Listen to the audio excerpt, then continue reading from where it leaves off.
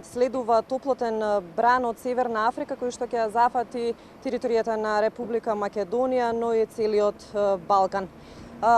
Не очекуваат високи температури, како што веќе најавивте, над 39 степени Целзиусови во некои делови од земјава.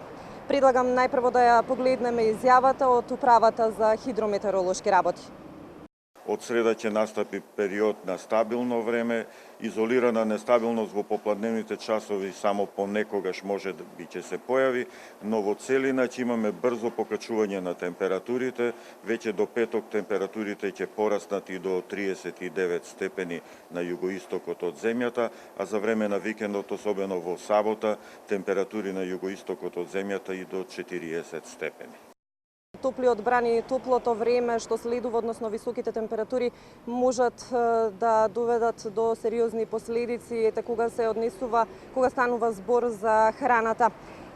Имам информација од брзата помош изминатите 2 дена интервенирале кај 5 случаи поради труење со храна. Епилогот бил поволен за пациентите, па добро е тоа што поминале без сериозни последици.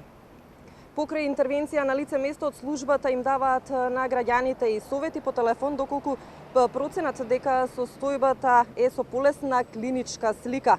Поединечни случаи со труења има и на инфективната клиника, но велат оттаму дека нема простор се уште за паника. Лекарите причините ги гледаат во зголемувањето на температурите и предупредуваат дека месец јули и август се најкритични месеци за појава на салмонелози.